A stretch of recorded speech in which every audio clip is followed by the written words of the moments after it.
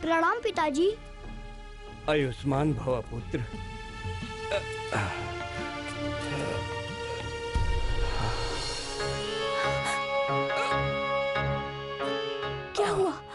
क्या हुआ स्वामी?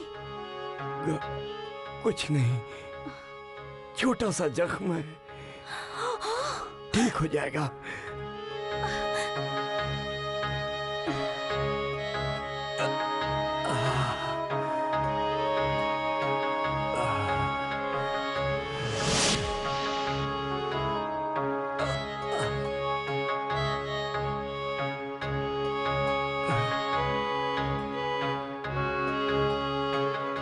हमें बहुत पीड़ा हो रही है रानी।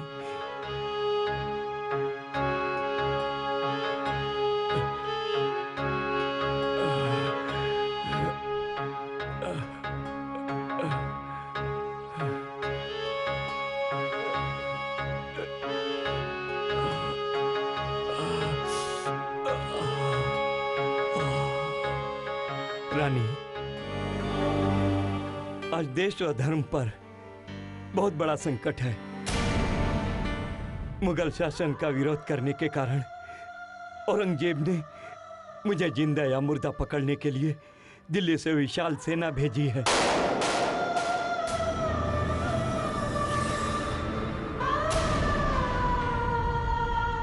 और चंदेरी, दतिया और छा के राजा भी इसमें उनका सहयोग कर रहे हैं। किंतु रानी, इस जख्म और अस्वस्थता के कारण मैं अभी उनसे युद्ध करने में असमर्थ हूं। इसलिए मेरे स्वस्थ होने तक हमें किसी सुरक्षित स्थान पर जाना होगा। आप चिंता ना करें पिताजी, हम उनका मुंह तोड़ जवाब देंगे और अपनी मातृभूमि और धर्म की रक्षा करेंगे। अवश्य बेटे, मैंने तुम्हारा पराक्रम सुना है। किस तरह तुमने मूर्ति तोड़ने आ रहे मुगल सेनापति का खात्मा किया। आज मैं तुमसे बहुत खुश और आश्वस्त हूं। मुझे चिंता रहती थी कि हमारे बाद इस धर्म युद्ध को कौन जारी रख सकेगा, किंतु तुम्हारे पराक्रम ने मेरी यह चिंता मिटा दी है बेटे। आपके आशीर्वाद से पिताजी, मैं एक दिन अवश्य विधर्मियों का नाश करूंगा और बुंदेलखंड को स्वतंत्र कराऊंगा।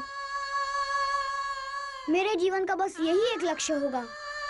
शाबाश बेटे, शाबाश। हमें और समस्त बुंदेलखंड को तुमसे यही आशा है। किंतु यह कार्य इतना आसान भी नहीं है, क्योंकि हम बुंदेलों में ही एकता का अभाव है। कुछ स्वार्थवश और कुछ डर के कारण मुगलों का साथ दे रहे हैं। मगर फिर भी मैं नहीं मानता कि इनके हृदय से देश व धर्म का प्रेम पूरी तरह से समाप्त हो गया है। उन्हें जागृत कर एकता के सूत्र में पिरोना होगा बेटा। मैं इसके लिए पूरा प्रयास करूंगा पिताजी। और हाँ बेटे, तुम शिवाजी महाराज से मिलने की अवश्य कोशिश करना। वे दक्षिण में मातृभूमि और धर्म की रक्षा के लिए मुगलों से संघर्ष कर रहे हैं। वे एक वीर और पराक्रमी योद्धा है।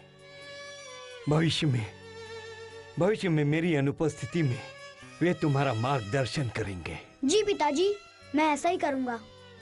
सारंधा, अब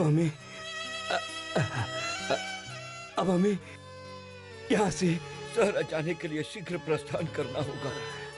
वहाँ के राजा इंद्रमणि हमारी अवश्य सहायता करेंगे। ठीक है स्वामी, मैं अभी जाने की तैयारी करती हूँ।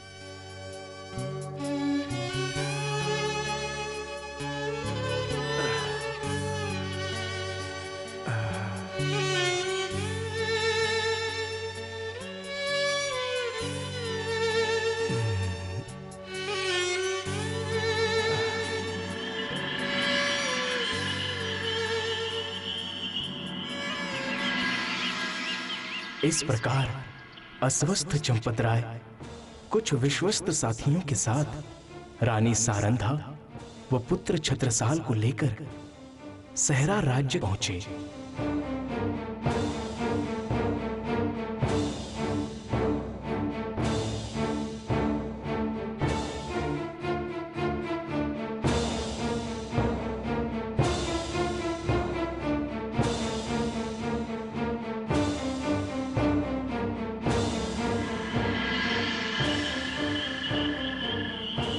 वहां उनकी भेंट इंद्रमणि के पुत्र साहिब सिंह से हुई।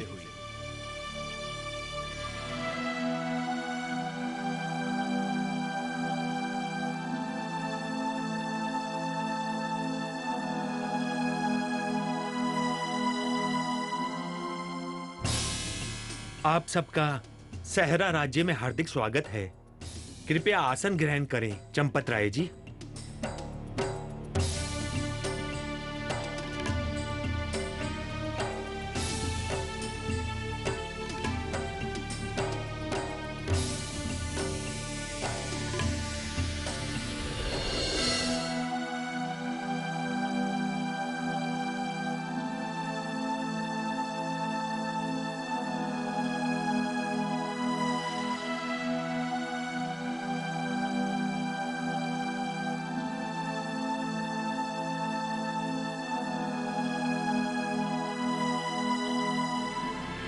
हम आपके बहुत आभारी हैं साहिब सिंह जी, किंतु महाराज इंद्रमणि जी कहीं दिखाई नहीं दे रहे हैं। वे एक युद्ध के सिलसिले में बाहर गए हैं,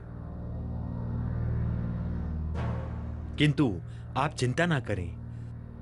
मैं उनका पुत्र साहिब सिंह आप सबकी सुरक्षा के लिए वचनबद्ध हूं।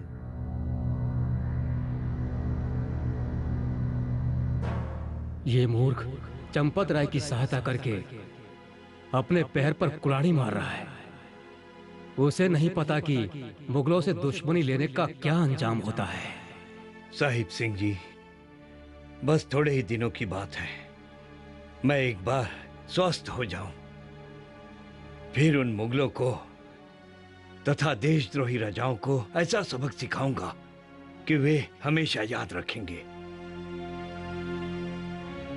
अब आप सब विश्राम करने के लिए अतिथि गृह की तरफ प्रस्थान करें। बेटे कुंवर, इन्हें साथ ले जाओ और ध्यान रखना कि इन्हें किसी प्रकार का कष्ट ना होने पाए।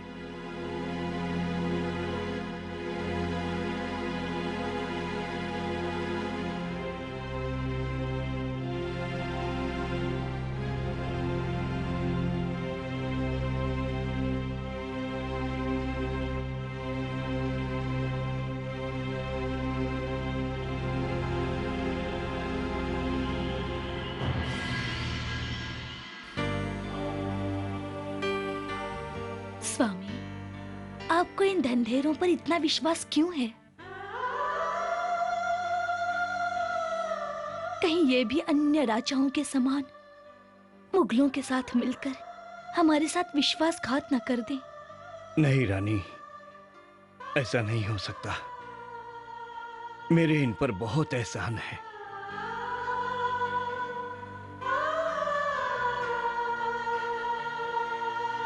एक बार की बात है, जब महाराज इंद्रमणि ने मुगल बादशाह शाहजहां का विरोध करते हुए उन्हें जिज्या कर देने से मना कर दिया था,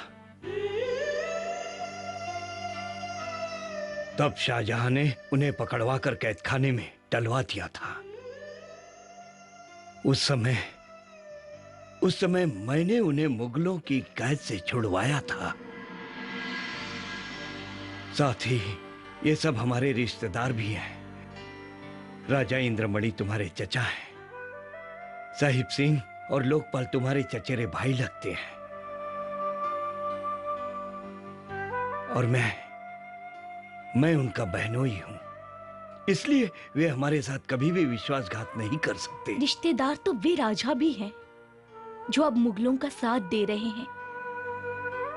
इसीलिए हमें पूरी सावधानी रखनी होगी।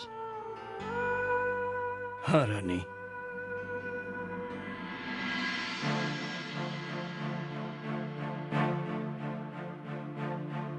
प्रणाम महाराज। कहो गुप्तचर, क्या सूचना है? महाराज, बहुत ही बुरी खबर है। शाही सेना से युद्ध करते हुए महाराज इंद्रमणि वीर गति को प्राप्त हुए हैं।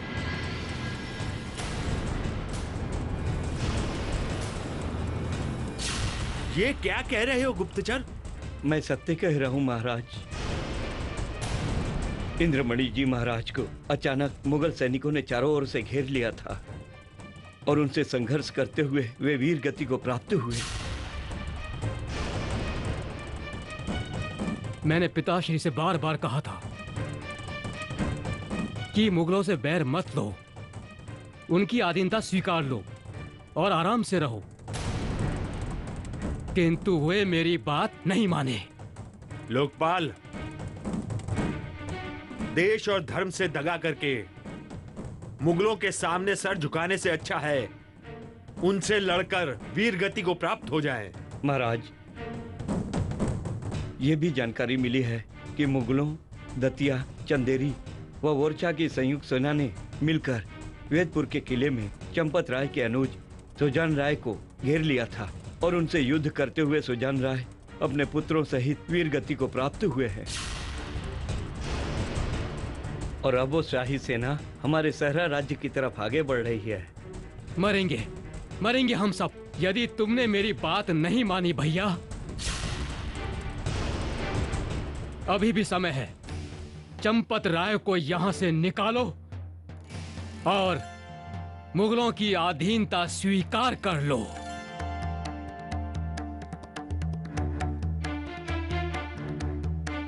जब तक शरीर में जान है, बाजू में ताकत है, हम देशद्रोह करके मुगलों के सामने नहीं झुक सकते।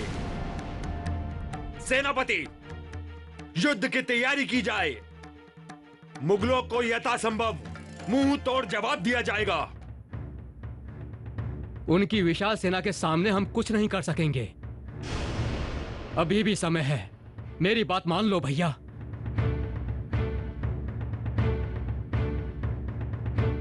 चंपत राय के हमारे पिताजी पर और हम पर बहुत एहसान है। उनके साथ हम कभी धोखा नहीं कर सकते।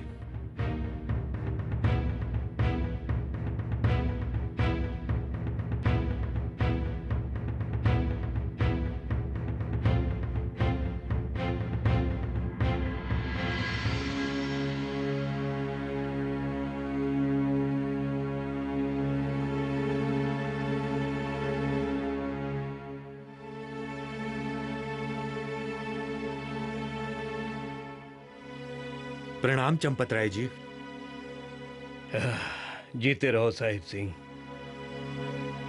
कहो, कोई विशेष समाचार है? हाँ चंपत राय जी, शाही सेना ने आपके अनुज सुजान राय को उनके पुत्रों सहित वेदपुर के किले में घेरकर मार दिया है।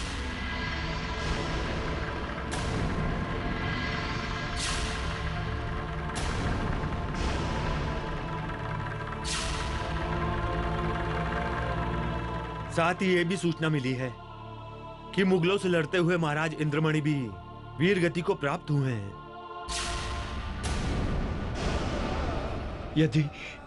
यदि मैं स्वस्थ होता तो मुगल सेना कभी भी ऐसा नहीं कर सकती थी। परमात्मा की कृपा से यदि मैं ठीक हो गया तो एक एक से बदला लूंगा, एक एक से बदला लूंगा। अवश्य चंपत राय जी, किंतु स्वास्थ्य ठीक होने तक आपको किसी सुरक्षित स्थान पर जाना होगा, क्योंकि शाही सेना आपको खोजते खोजते सहरा की सीमा के नजदीक पहुंच गई है। यदि हमारे ही कुछ भाई उनका साथ नहीं दे रहे होते और उनका मार्गदर्शन नहीं कर रहे होते तो मुगल सेना कभी भी यहां तक नहीं पहुंच सकती थी।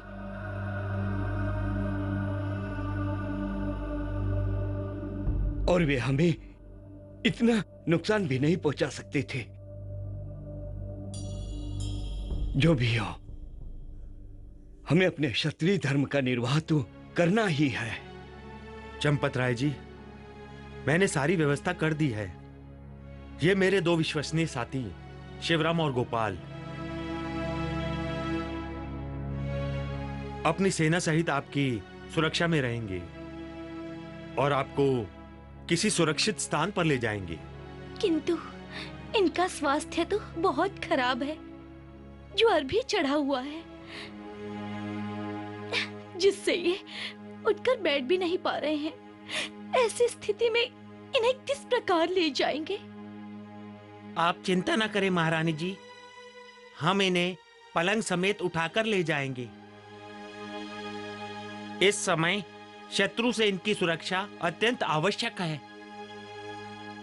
तो फिर आप सब शीघ्र ही यहां से प्रस्थान की तैयारी कीजिए।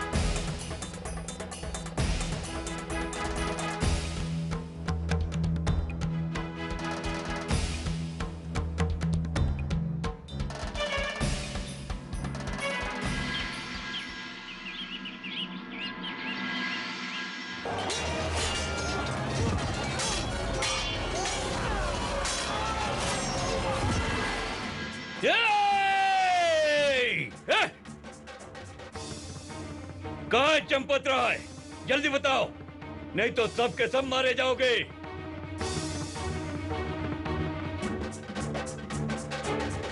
वे यहाँ नहीं है, यहाँ से जा चुके हैं।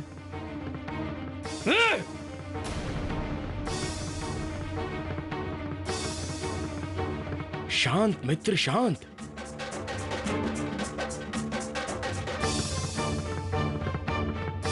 ऐसे काम नहीं होता है। इन्हें मैं समझाता हूं। आप लोग अपनी जिद छोड़िए और समझदारी से काम लीजिए।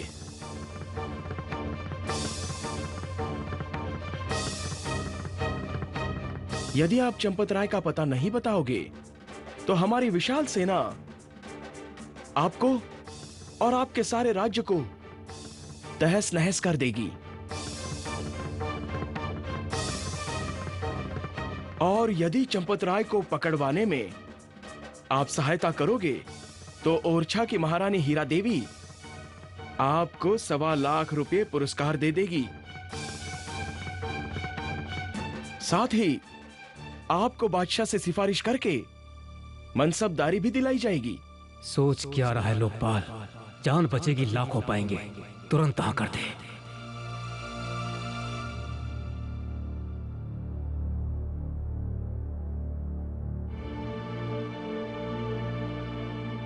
हमें स्वीकार है, हम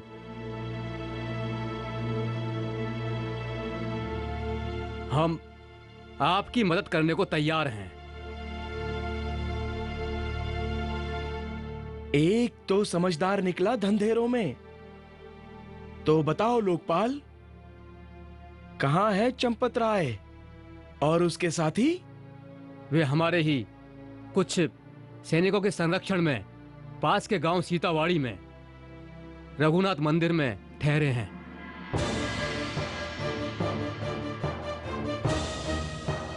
ठीक है, तो फिर हम उन्हें वही धर दबोचेंगे। किंतु शाही सेना के साथ तुम्हें भी चलना होगा। मैं चलने को तैयार हूं, किंतु क्या? वहां रघुनाथ मंदिर में हमला करने से हमें गांव वालों के विरोध का सामना करना पड़ सकता है। तो क्या हम हाथ पर हाथ धर के बैठे रहे? जो भी हो, हमें चंपत राय को पकड़ना होगा। एक तरीका है लोकपाल जी, आप अपने साथियों को गुप्त संदेश भेजिए कि वे चंपत राय और उनके साथियों को मोरन गांव ले जाने के बहाने जंगल के रास्ते पर ले जाएं।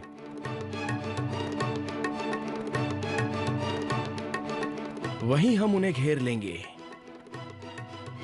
हाँ, ये ठीक रहेगा। मैं अभी अपने सैनिकों को संदेश भिजवाता हूँ।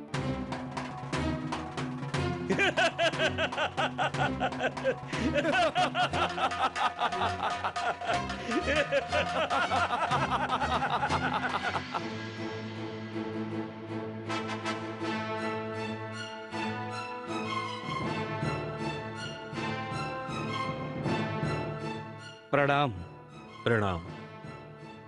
कहो दूत, क्या संदेश लाए हो? शाही फौज ने सहरा पर आक्रमण कर दिया है। बहुत से सैनिक मारे गए हैं। महाराज साहिब सिंह और लोकपाल सिंह आदि सब उनकी कैद में हैं। क्या? ये तो बहुत बुरा हुआ।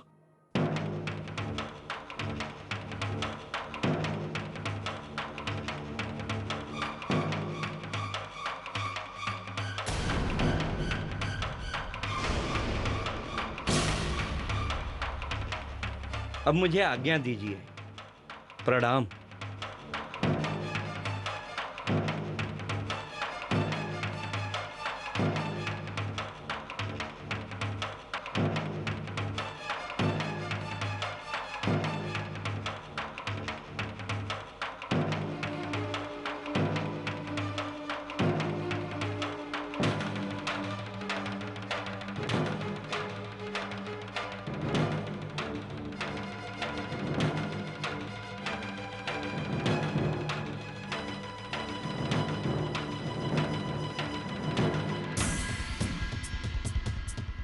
सहरा शाही सेना के कब्जे में है।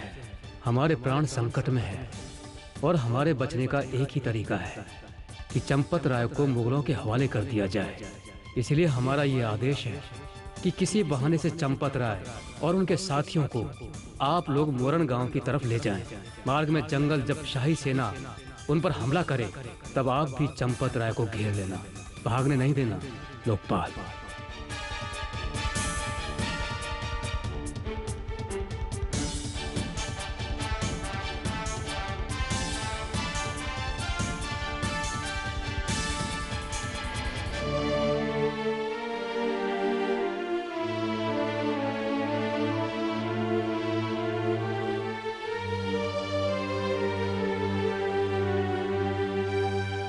प्रणाम महाराज। प्रणाम शिवराम।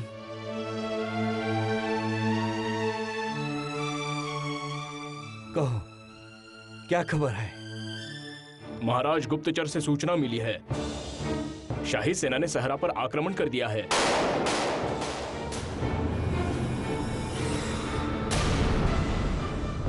क्या?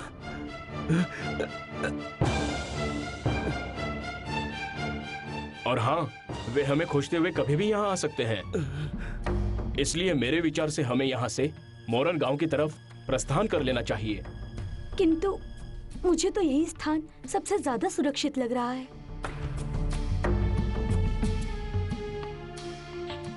लेकिन अगर शाही सेना यहाँ तक पहुँच गई तो हम उनसे संघर्ष नहीं कर पाएंगे।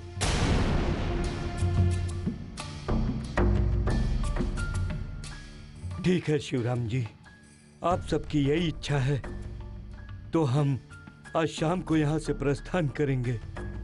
जो आज्ञा महाराज जी।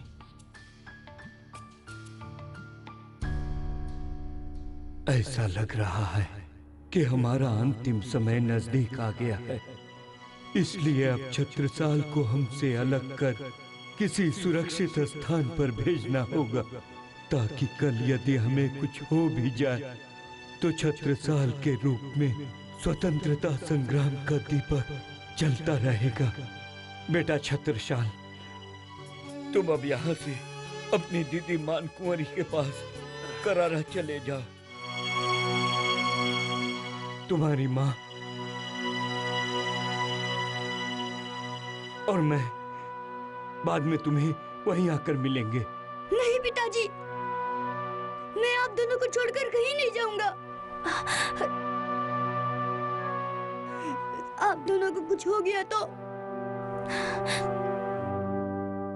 बेटा, परमात्मा ने चाहा तो हमें कुछ नहीं होगा। किंतु बेटा, यह तो इस संसार का एक कटु सत्य है कि जिसने जन्म लिया है उसे एक न एक दिन मरना भी अवश्य है। किंतु यह महत्वपूर्ण बात यह है कि हमने अपने कर्तव्यों का पालन किया या नहीं। देश व धर्म की रक्षा करना ही प्रत्येक क्षत्रिय का कर्तव्य होता है। इसलिए बेटा,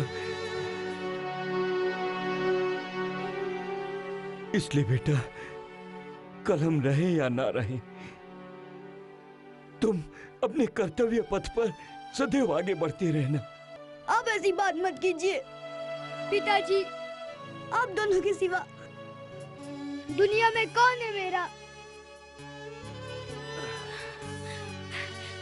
बेटा, तुम अकेले नहीं हो, तुम्हारे साथ तो वो सर्वेश्वर प्रभु है। तुम्हारे जन्म के समय भी उसी ने तुम्हारी रक्षा की थी, आगे भी वही तुम्हारी रक्षा करेंगे। और हम तुमसे कोई हमेशा के लिए थोड़े ही अलग हो रहे हैं।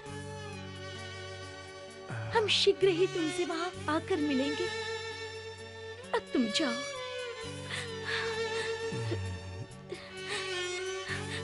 विलंब मत करो बेटा, समय बहुत कम है। जाओ बेटा।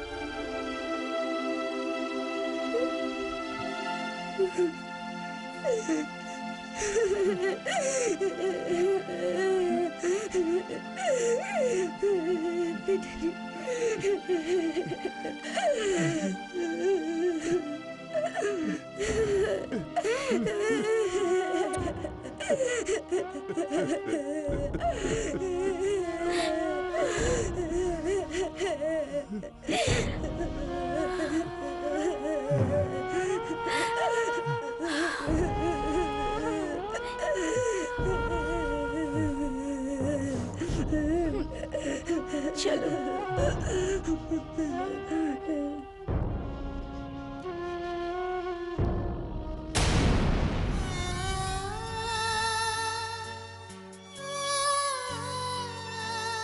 बेटा, एक बात और याद रखना, देलवाड़ा में महाबली पटेल नाम के तुम्हारे पिताजी के एक बहुत ही विश्वसनीय साथी हैं। उन्हें मैंने तुम्हारे नाम से अमानत के रूप में अपने आभूषण, कुछ नकदी और एक घोड़े का बछड़ा दिया है। भविष्य में किसी भी मुसीबत की स्थिति में तुम उनके पास चले जाना और उनसे वो वस्तुएं प्राप्त कर लेना। हाँ, अब तुम जाओ।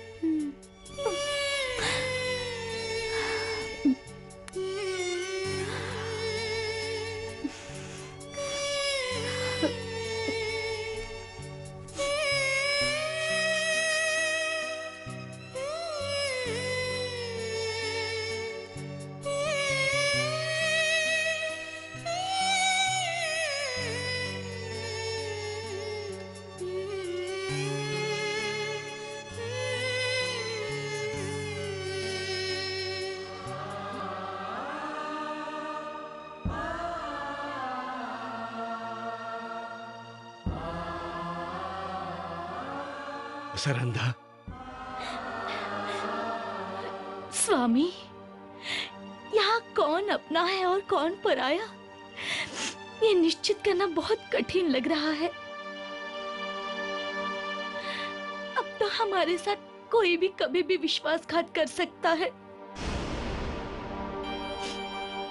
इसीलिए मैंने एक योजना बनाई है। पलंग पर आपकी जगह किसी और आदमी को चद्दर उड़ाकर लिटा दिया जाएगा और आप यहीं गुप्त रूप से रुक जाइएगा। मैंने पुजारी से बात कर ली है, वो आपकी सेवा करता रहेगा। किंतु मेरी जगह कौन जाएगा? कौन अपनी जान जोखिम में डालेगा? ये काम बहुत ही खतरनाक है सारंधा, बहुत ही खतरनाक। मैं अपने सेवक से एकांत में जाकर बात करती हूँ। यदि परमेश्वर की इच्छा होगी तो वो अवश्य मान जाएगा। ठीक है रानी, तुम कोशिश करके देख लो।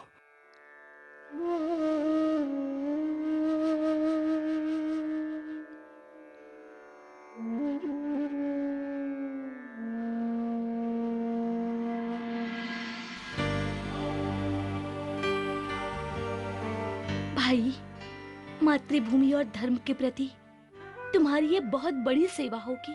नहीं, मैं अपनी जिंदगी खतरे में नहीं डाल सकता। धीरे बोलो भाई। बुंदेलखंड की स्वतंत्रता के लिए महाराज के जीवन की रक्षा अत्यंत आवश्यक है। तुम्हें इस मातृभूमि की सौगंध है, और फिर मैं तो तुम्हारे साथ ही रहूंगी ना। मेरे जीवित रहते दुश्मन तुमको हाथ तक नहीं लगा पाएगा। नहीं नहीं, मैं कोई खतरा लेना नहीं चाहता, क्योंकि मैं अभी जीना चाहता हूँ। मेरे लायक और कोई सेवा हो तो बताइए, किंतु ये काम मैं नहीं करूंगा। ठीक है, भगवान की जैसी इच्छा। अब तुम जाओ।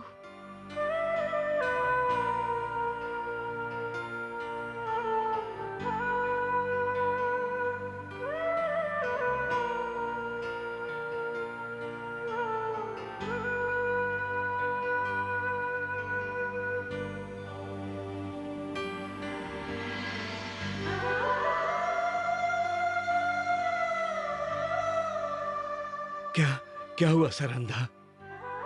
क्या कहूँ स्वामी, यह ऐसा स्वार्थी संसार है कि एक सेवक भी अपनी मातृभूमि के लिए कुर्बानी करने को तैयार नहीं है। तुम चिंता मत करो रानी, जो परमेश्वर को मंजूर है वही होगा। प्रणाम महाराज। अब हमारे प्रस्थान करने का समय हो गया है। ठीक है, हम भी चलने को तैयार हैं।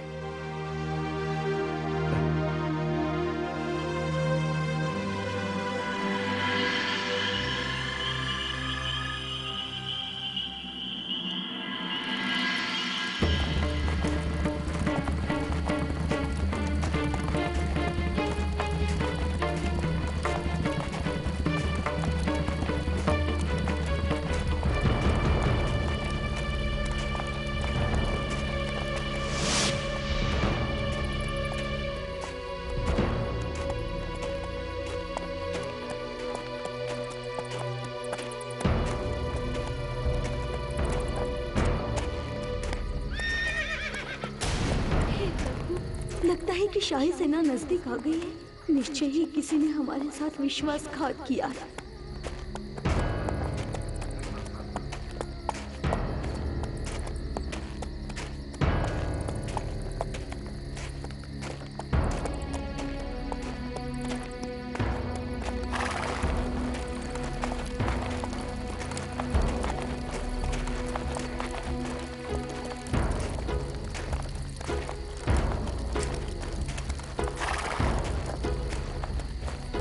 जल्दी चलो,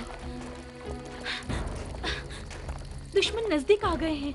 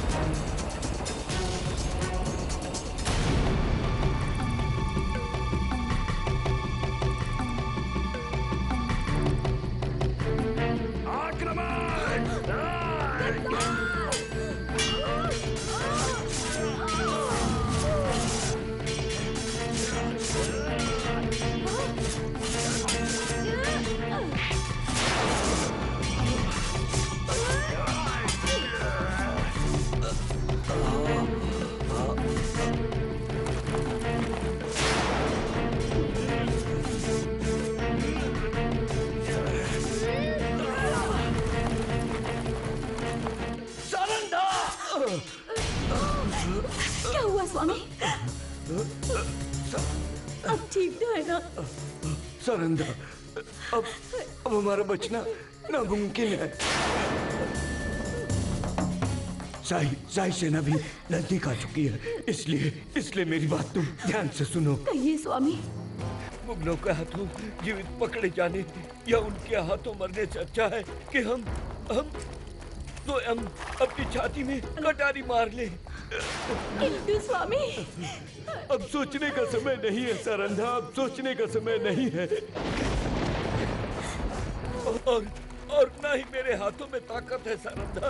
तुम कटारी निकालो और तुरंत मेरी छाती में उतार दो सारंधा, उतार दो।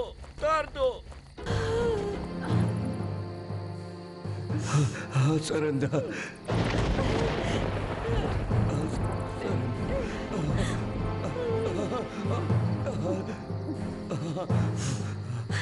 सारंधा।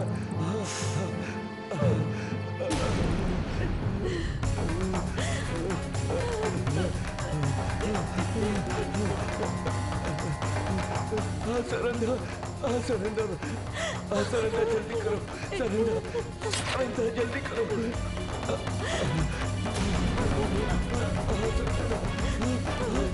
स्वामी, दासी का अंतिम प्रणम स्वीकार करें।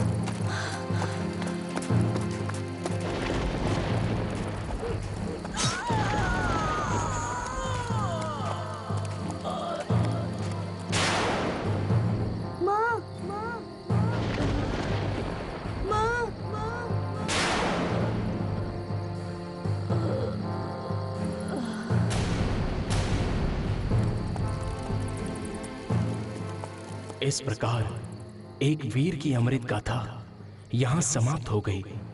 बुंदेलों के भाग्य का सूर्य अस्त हो गया। देश की नौका चलाने वाला मांझी पतवार छोड़कर चला गया। विधर्मियों ने खुशियां मनाई, धर्मी चद्दर तान कर सो गए।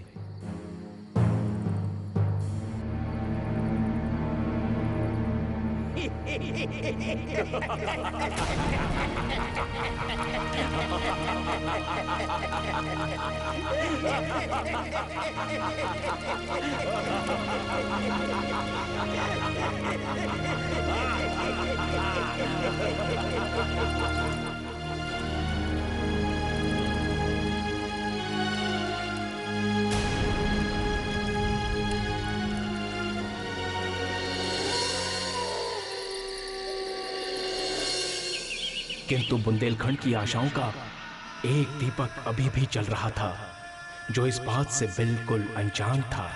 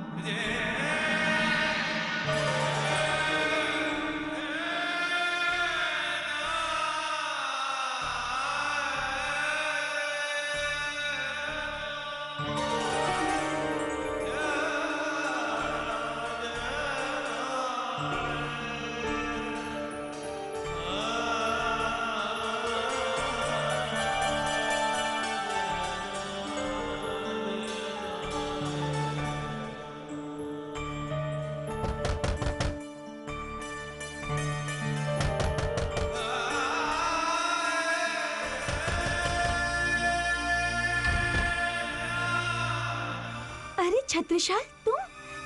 प्रणाम दीदी। यहाँ कैसे आए? और माँ पिताजी कहाँ हैं? अम्मा और पिताजी तो बहुत संकट में है, इसलिए उन्होंने मुझे आपके पास भेज दिया। मुगलों की सेना लगातार उनका पीछा कर रही है। कहीं ऐसा ना हो कि छत्रसाल के पीछे पीछे मुगल सेना यहाँ भी आ जाए। बेहतर यही है कि इसे तुरंत मेहवा भेज दूं। देखो छत्रसाल, तुम बुरा मत मानना, लेकिन तुम्हारा यहाँ रुकना सुरक्षित नहीं है, इसलिए तुरंत तुम अपने घर मेहवा चले जाओ।